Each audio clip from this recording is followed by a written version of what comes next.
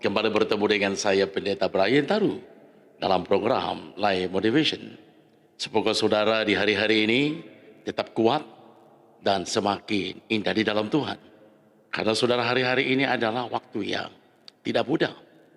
Dunia bergelora, dunia mengalami resesi yang sangat dalam. Tapi saudaraku, di dalam Tuhan saya percaya Anda diberikan kekuatan, Anda diberikan kemenangan yang besar.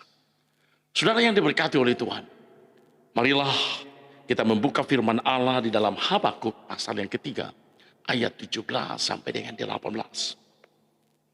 Habakuk pasal yang ketiga, ayatnya yang ke-17 sampai dengan 18. Sekalipun pohon ara tidak berbunga, pohon anggur tidak berbuah, hasil pohon zaitun mengecewakan, sekalipun ladang-ladang tidak menghasilkan bahan makanan, kambing domba terhalau dari kurungan, dan tidak ada lembu sapi dalam kandang. Namun aku bersorak-sorak di dalam Tuhan, beria-ria di dalam Allah yang menyelamatkan aku.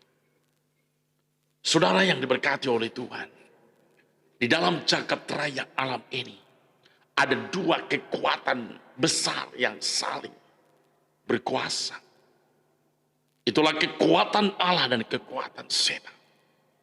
Tapi percayalah bagi saudara yang sudah di dalam Tuhan, kekuatan setan itu adalah ciptaan, atau itu adalah karena dia mau menjerumuskan dirinya atas kesombongannya, sehingga dia dicampakkan oleh Allah. Saudara yang diberkati oleh Tuhan, ketika manusia boleh mengalami kesulitan, apalagi sebagai anak Tuhan, sebagai umat ketebusan boleh mengalami kesusahan, boleh mengalami berbagai hal-hal yang sangat tidak menyenangkan. Ini kadangkala boleh menjadi pembahasan teolog yang sangat menarik. Tapi sebenarnya ini bukan menjadi rahasia umum. Ketika saudara membaca Alkitab, jelas sekali tokoh-tokoh Alkitab bukan hidup semuanya indah. Tokoh-tokoh Alkitab boleh mengalami penderitaan-penderitaan, kesusahan-kesusahan yang sangat berat. Sekalipun mereka sudah melakukan hal yang dikehendaki oleh Allah, tapi kadang-kala Tuhan mau supaya mereka masuk lagi pada level yang lebih tinggi, karena Tuhan mau mempromosikan mereka. Tuhan mau mendeklarasikan mereka di hadapan setan, di hadapan kuasa kegelapan, supaya kuasa kegelapan malu dilucuti seluruh kekuatannya.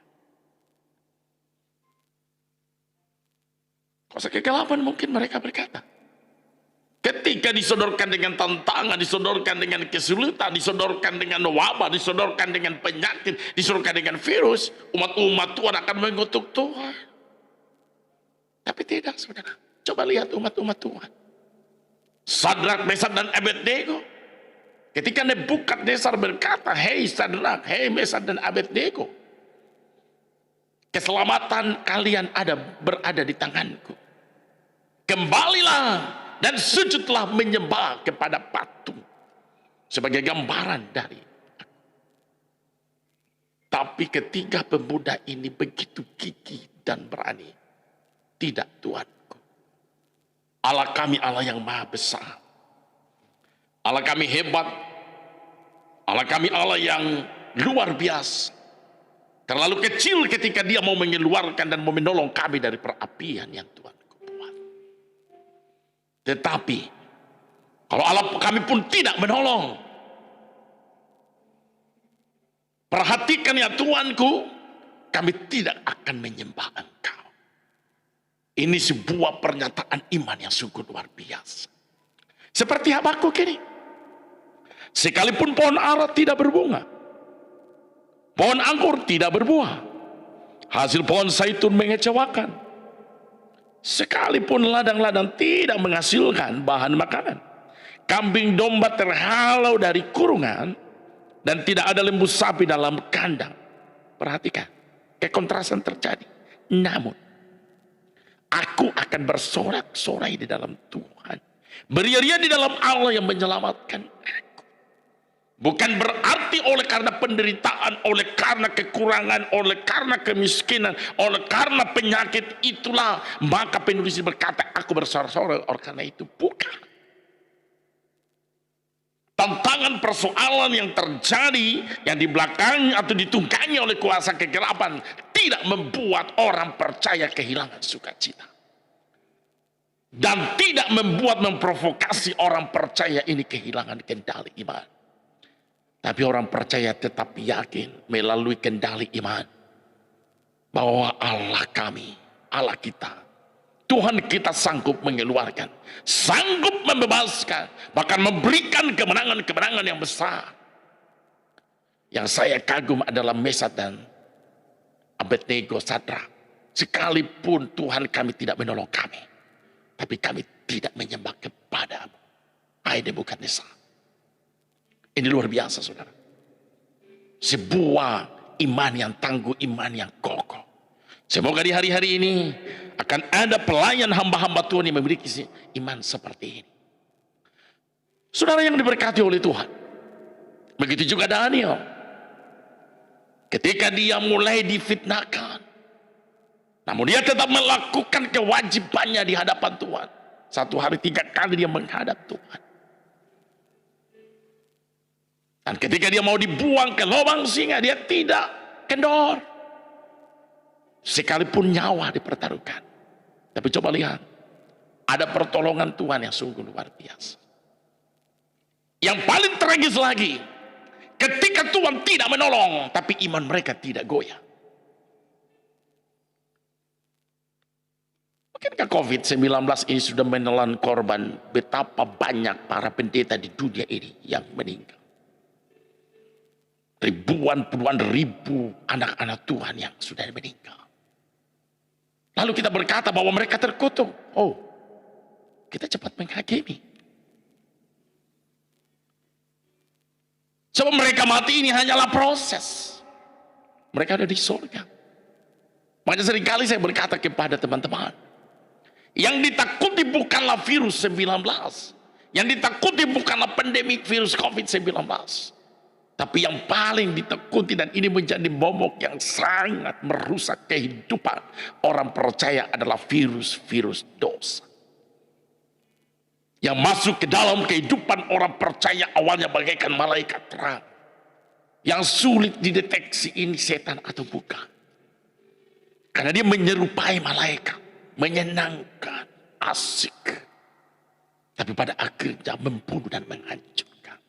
Yohanes 10 ayat 10. Pencuri datang hanya untuk mencuri, membunuh dan membinasakan.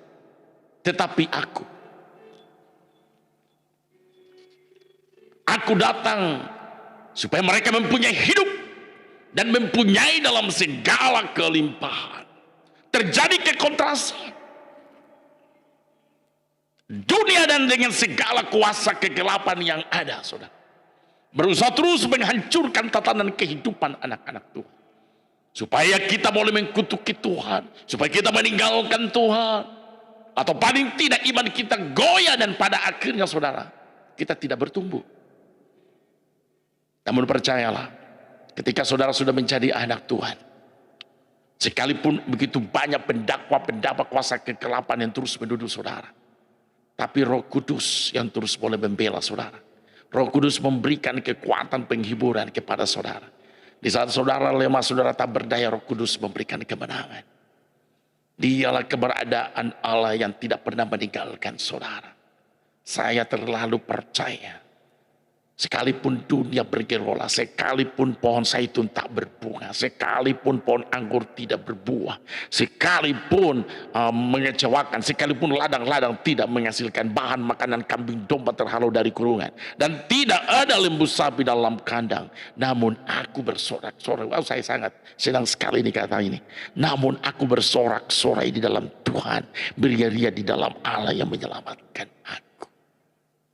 Apa sebenarnya sih saudara yang membuat di atas segala kekurangan, kelemahan, dan bahkan saudara kekurangan di atas masa resesi, masa krisis yang berat sekali, tapi dia beria-ria di dalam Tuhan? Saya percaya karena dia yakin Allah pencipta langit dan bumi, Allah yang dia percayai. Dan dia juga yakin bahwa dia sudah di dalam Tuhan. Dia telah membuka hatinya dan menerima Yesus sebagai Tuhan dan Juru Selamat. Allah telah mencari dia, menemukan, dan kita di dalam dia. Tidak mungkin Allah meninggalkan saudara. Dia percaya bahwa Allah yang hidup, yang dia percayai, Allah yang memelihara. Dan karena dia Allah, tentu dia tidak berdusta. Karena dia Tuhan, dia tidak berbohong. Beda sama manusia. Manusia yang berjanji tapi dia sendiri yang gampang mengingkari janji. Tapi ketika Allah berjanji bahwa dia akan memelihara hidup saudara, dia akan menjaga hidup saudara, dia akan menyertai kehidupan pribadi saudara, keluarga saudara, komunitas saudara, maka janji itu percaya, karena itu janji Tuhan. Dia tidak pernah lalai menepati janjinya. Amin. Yakin. Haleluya. Dan yang kedua, sadarilah bahwa di dunia ini sudah penuh dengan berbagai keberadaan dosa, bahkan kuasa kegelapan yang datang, yang dicampakkan ke dunia ini terus berusaha dikebakaikan singa yang lapar, mencari bangsa untuk diterkam. Tapi saudara, itu sebenarnya hanyalah tumit kita yang hancur.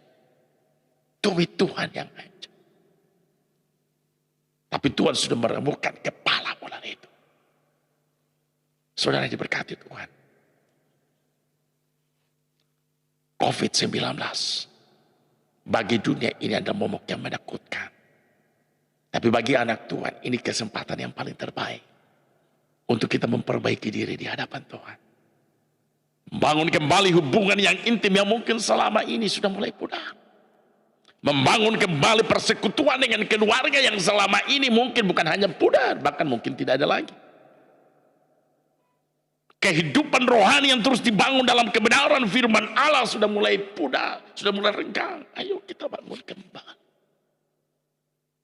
Dan saudara lihat, nantikan dan rasakanlah sukacita damai Tuhan tak berkesudahan ada dalam hidup saudara, hidup keluargamu, hidup komunitasmu. Haleluya. Saya sangat yakin itu. Allah saya, Allah Anda, Tuhanku, Tuhanmu adalah Tuhan yang hidup, bukan Tuhan yang mati. Kita bukan percaya kepada Tuhan yang mati, tapi kita percaya, meyakini Tuhan yang hidup. Karena dia hidup, dia mampu untuk menyelesaikan setiap masalah-masalah. Apapun yang sekarang ini, saya kira ini Tuhan izinkan. Karena ini boleh menjadi jembatan yang paling terindah. Supaya kita kembali kepada dia. Haleluya. Sekali lagi yang paling saudara dan saya takuti adalah ketika virus dosa ada dan merasuk, merusak tatanan kehidupan orang percaya, anak-anak Tuhan, pelayan-pelayan Tuhan. Ini yang harus kita waspadai dan ini harus kita takuti. Menangislah akan dosa, bersedihlah akan virus dosa, dan takutlah akan virus dosa melanda dan menghancurkan kehidupan orang percaya. Virus COVID-19 adalah wadah yang paling terindah untuk kita lebih intim dengan Tuhan. Percayalah saudara, Tuhan kita tetap menyertai saudara, melayani saudara, dan memberikan yang paling terbaik sebagai kebutuhan hidup saudara. Amin. Kami bersyukur kepadamu Tuhan, karena Engkau boleh memberikan kebenaran firman Allah yang boleh memberi kekuatan kepada kami, harapan bahwa Allah tidak pernah meninggalkan kami. Kepada seluruh mata yang boleh memandang, menonton, menyaksikan program ini, Live Motivation, mereka diberkati Tuhan. Mereka tetap diberikan imun yang luar biasa, diberi kesehatan, kekuatan, kemenangan luar biasa. Keluarga mereka dipelihara dan hidup mereka tetap melimpah-limpah ruah dalam kasih dan anugerah-Mu. Terima kasih Bapa. Dalam nama Yesus Tuhan kami berdoa. Amin. Saudaraku, semoga saudara sehat, tetap jaga kesehatan dan pelihara hidupmu. Tidak harus menunggu orang lain untuk menjaga, tapi Anda mengambil inisiatif untuk Anda memelihara, menjaga, dan yakinlah Allah juga menyertai hidup saudara. Amin. Puji Tuhan.